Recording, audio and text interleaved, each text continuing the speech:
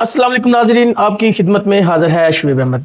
चंद रोज़ कबल दो मुल्क के नामवर सहाफ़ी मुज़म्मल सहरवर्दी साहब और फैसल अदरीस बट साहब ने पुर्तगाल करैक्टर अली विरक के ऊपर एक व्लॉग किया, जिसमें उन्होंने इशारतन बताया कि अली विरक ने मुख्तलिफ लोगों की, मुख्तलिफ ऑफिसर्स की जो पैसे या इन्वेस्टमेंट है वो बैरून मुल्क लेके गए हैं और वहाँ से वो अब वो मतलब कि उनके पैसे खा गए हैं या गायब हो चुके हैं। इस हवाले से बहुत सारे ऑफिसर्स ने मेरे साथ रब्ता किया। चूंकि रब्ता करने की वजह ये थी कि मैं इसी इशू के ऊपर 1 साल कबल जो है वो व्लॉग भी कर चुका हूँ और आर्टिकल भी लिख चुका हूँ। मैं जब इस कैरेक्टर के ऊपर व्लॉग कर रहा था या आर्टिकल लिख रहा था, तो इस दौरान मैंने फिर एकदम ही इसके ऊपर काम बंद कर दिया। उसकी 2-3 वजूहात थी। पहली वजह ये थी कि मेरा एक असूल है कि जब तक मैं किसी भी स्टोरी या किसी भी चीज़ के ऊपर काम करता हूँ, तो जब तक मैं खुद चीज़ों की कलेक्शन करता हूँ, एविडेंस ढूंढता हूँ, तब तक तो मेरी तसल्ली भी रहती है और जो है ना, मैं ये समझता हूँ कि ये मैं अपने काम के साथ इंसाफ कर रहा हूँ। लेकिन जब किसी भी चीज़ में कोई चीज़ मुझे प्रोवाइड कर दे या टारगेटेड, जब मुझे फील होना शुरू हो जाए कि ये टारगेट हो गया है, तब मैं उस काम को छोड़ देता हूँ। अली विरक साहब वाले मामले में भी कुछ इस तरह हुआ था कि जब मैं ये स्टोरी कर रहा था तो बहुत सारे लोग जो बैरून मुल्क थे या अंदरून मुल्क थे वो मेरे साथ राब्ते में आए। मतलब मैं चंद आपको चीज़ें बता देता हूँ कि एक साहब जो है अली विरक साहब का उनके साथ कोई ताल्लुक था, वो बैरून मुल्क कहीं बैठे हुए थे, तो उन्होंने मुझे व्हाट्सएप कॉल की और स्क्रीन शेयर के ज़रिए जो है ना वो मेरे साथ उन्होंने इनकी वॉइस चैट, इनके कोई वीडियो क्लिप्स थे, इनके कोई व्हाट्सएप की चैट थी, वो मेरे साथ शेयर की। मैंने देखी, वो वॉइस सुनी। उसमें अली विरक साहब जो है वो पैसों के मतलब के लुटाने का बार बार जिक्र कर रहे थे। फिर एक साहब के लाखों यूरोस का मामला होता है, वो मुझे कॉल करते हैं, वो मुझे अली विरक साहब के बारे में मतलब कि बड़ी सारी और चीज़ें जो मतलब कि बताते हैं जिनका मुझे नहीं था इल्म। फिर एक साहब जो है वो मुझे स्विट्ज़रलैंड से गालबन कॉल करते हैं। वो कहते हैं कि मैं पहले तो बेटा तुम अपना कोई अकाउंट नंबर भेजो, मैं तुम्हें सैल्यूट के तौर पे मिठाई भेजना चाहता हूँ। मैंने कहा नहीं अंकल, शुक्रिया आपका, मैं इस तरह की चीज़ें नहीं करता। उन्होंने मुझे बताया कि मेरा इसके साथ बहुत सारा लेन देन है। मैं इसके पीछे जब ये उम्रा करने गया था, मैं इसके पीछे सऊदी अरब भी गया था इसको पकड़ने के लिए, लेकिन ये ऑलरेडी वहाँ से जा चुका था।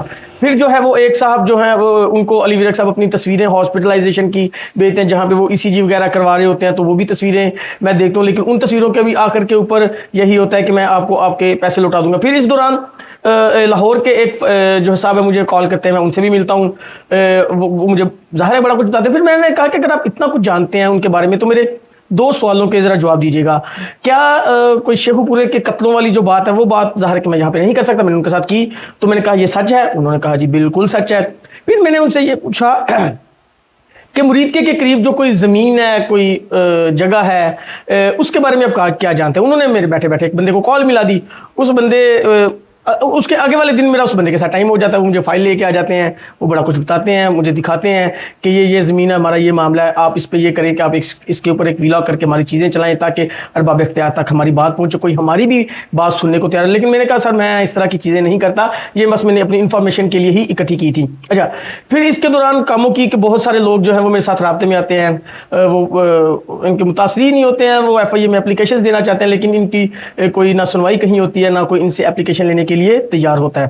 मुझे ये इन्फॉर्मेशन ये भी मिलती है कि हुक्मरान, पंजाब का हुक्मरान ख़ानदान है, जो उनके जो कोई रिसेंटली दामाद बने हैं, उनका अली विरक के साथ बहुत करीबी ताल्लुक, गहरा ताल्लुक है, और वो दुबई में भी इकट्ठे पाए जाते हैं और बाज़ दफ़ा बैरून मुल्क दौरों पे भी दोनों इकट्ठे होते हैं। इस वजह से CM ऑफिस या पंजाब की ब्यूरोक्रेसी में अली विरक साहब की एक अच्छी खासी जो है ना धाक वो मौजूद है। ऊपर एक जो खुफिया इदारा काम कर रहा होता है, उनके भी चंद ऑफिसर से मेरी मुलाकात होती है, वो मुझे बड़ा कुछ दिखाते भी हैं। फेज़ 5 का एक घर होता है जहाँ पे कोई नेटवर्किंग का कोई काम चल रहा होता है। फिर इस दौरान मुझे कुछ तस्वीर दिखाई जाती हैं, 1-2 तस्वीरें मेरे पास होती हैं, उनको लेने की कोशिश की जाती है, लेकिन मैं वो तस्वीरें नहीं देता। फिर मैं इस सारे मामले से पीछे हट जाता हूँ। उसकी वजह यह है कि ये इतनी सारी चीज़ें जब मेरे पास इकट्ठी हो गई, तो फिर मुझे लगा कि ये अब ज़ाती नौयत का काम बन जाएगा या फिर टारगेटेड होगा। ज़ाहिर है अगर इस मुल्क में इदारे मौजूद हैं तो वही कुछ कर ले। अगर अली विरक साहब गिल्टी हैं, अगर वो गिल्टी नहीं है, तो फिर ये चीज़ें उनके खिलाफ बंद होनी चाहिए। इस दौरान मुझे ये भी मालूम होता है कि पाकिस्तान के 2 ताकतवर इदारे जो हैं वो आपस में अली विरक के मामले को लेकर वो भी लड़ रहे हैं। एक इदारे की कोशिश ये है कि वो अली विरक पाकिस्तान आ जाए, एक इदारे की कोशिश है कि वो ना आएँ। बिल्कुल ये सेम वही कहानी है, वही स्क्रिप्ट है जो मलक रियाज के भाई आ जाते हैं और रात को उनको उठा लिया जाता है। तो फिर میرے ذرا یہ بتا رہے ہیں کہ علی ویرک کے ساتھ بھی کچھ اس طرح ہوگا، لیکن وہ سمجھدار ہے، وہ پاکستان سے شفٹ کر چکے ہیں اور غالباً اب وہ پاکستان کبھی بھی نہیں آئیں گے۔ اچھا، جب یہ دونوں صاحبان انٹرویو ویلاگ کر رہے ہوتے ہیں تو اشارتاً ظاہر ہے وہ بہت سارے آفیسرز کا نام لے رہے ہوتے ہیں، اور اتنے تو بچے لوگ ہیں نہیں کہ ان کو اشارتاً نہ سمجھ آتی۔ انہوں نے 3 اشارے جن آفیسرز کے لیے میں ان کا ذرا تھوڑا سا بتا دوں کہ ان کا تو علی ویرک کے ساتھ کوئی تعلق ہے بھی نہیں۔ سب سے پہلے انہوں نے جنوبی پنجاب کے نئے تعینات ہونے والے کارپیوں کا ذکر کیا جو حال ہی میں پروموٹ ہوئے تھے، یعنی کہ سب کا جو دھیان ہے وہ چلا جاتا ہے رانا ایاز سلیم صاحب کی طرف جو اس وقت RPO ساہیوال ہے۔ تو میں یہ بتا دوں کہ میرے خیال سے جو میرے ذرائع ہیں وہ ایک سینٹرل پنجاب کی RPO کا ذکر کرنا چاہ رہے تھے، اور وہ سینٹرل پنجاب کے جو RPO صاحب ہیں ان کے بھی پیسوں کا نہیں، ان کے سالے صاحب کے کچھ پیسے ویسے ہیں ان کا کوئی ذکر کرنا چاہ رہے تھے۔ لیکن رانا ایاز سلیم صاحب کے بارے میں بتا دوں کہ جب وہ CPO گجرانوالہ تعینات تھے تو جو اس وقت کے IG ڈاکٹر عثمان انور صاحب تھے وہ رانا ایاز سلیم صاحب سے کافی نالان رہتے تھے۔ اس کی وجہ یہ تھی کہ وہ کہتے تھے کہ آپ علی ویرک کو میرے کہنے پہ بھی لفٹ نہیں کرواتے ہو، یہ بہت بری بات ہے۔ لیکن میرے ذرا یہ بتا رہے ہیں کہ رانا ایاز سلیم نے علی ویرک کو بلاک کیا ہوا تھا، اور جو ان کی آخری بات ٹیلی فونکلی ہوتی ہے وہ بھی CCPO لاہور کے کہنے کے اوپر جو ہے وہ رانا ایاز سلیم کو بلاک کرتے ہیں، تو پھر ان کی فون کے اوپر بات ہوتی ہے، پھر وہ ان کو بلاک کر دیتے ہیں۔ دوسرا جو CSO کا ذکر آتا ہے وہ ہیں ذیشان رضا صاحب جو اس وقت کے DIG انویسٹیگیشن لاہور ہیں۔ اچھا، ان کے بارے میں مطلب انہوں نے اتنے پیسے اگر کما لیے ہیں تو یہ میرے لیے بھی بڑی چنبے کی بات ہے، کیونکہ میں تو ان کو بہت سالوں سے بھی جانتا ہوں، اور اگر وہ کچھ ان کے پاس ہوتا تو مجھے پتا ہوتا ہے ان کا 25 کروڑ کا ہے، تو میں تو ذیشان رضا صاحب سے یہ کہوں گا کہ کم از کم کچھ نہ کریں، مجھے 5-10 ہزار ہی اس میں سے دے دیں اگر آپ کے پاس اتنے پیسے ہیں۔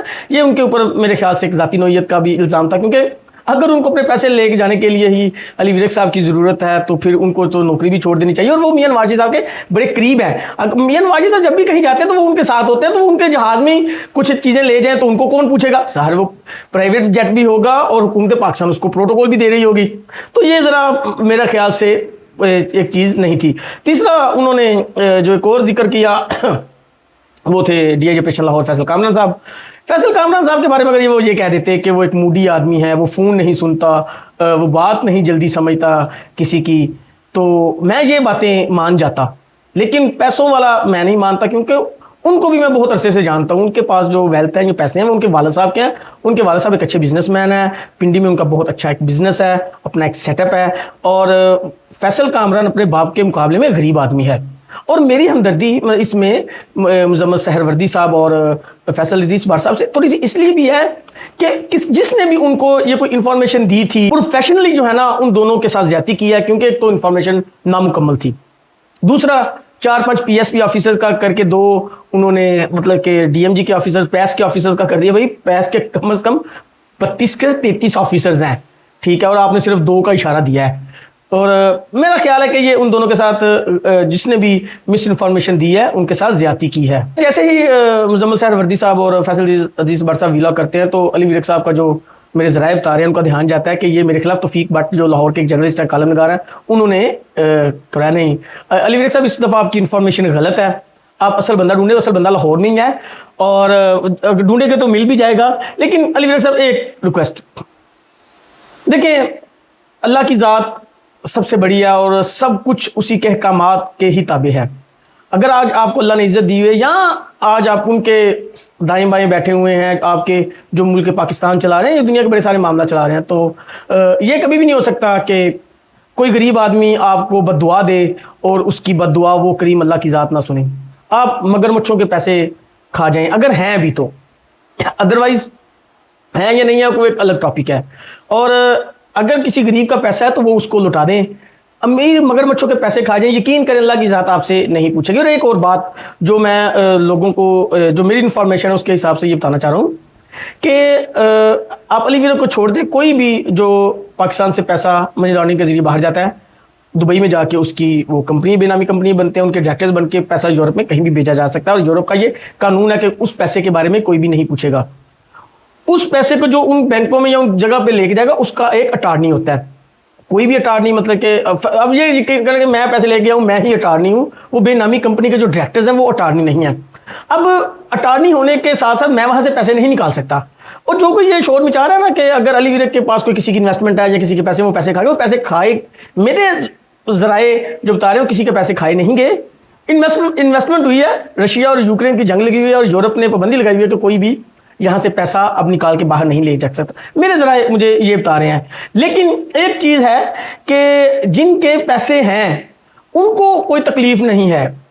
ان کی طرف سے علی ورق پیسے کھا جائے, شعیب پیسے کھا جائے, کالا چور پیسے کھا جائے, جب وہ کسی کے ساتھ مطلب کہ بات نہیں کر رہے, وہ کسی کے ساتھ آ کے رو نہیں رہے, تو پھر میرا خیال ہے ہمیں بھی تھوڑا سا جو ہے نا ان کے اوپر رحم و کرم کرنا چاہیے کہ جن کے پیسے گئے ہیں اور جب ان کو کوئی فکر نہیں ہے تو پھر ہمیں بھی جو ہے نا کوئی فکر نہیں ہونی چاہیے. لیکن علی ورق صاحب ایک چیز, اگر کسی غریب بندے کے پیسے ہیں تو وہ دے دیں, تو اللہ کی ذات آپ کی مدد بھی کرے گی.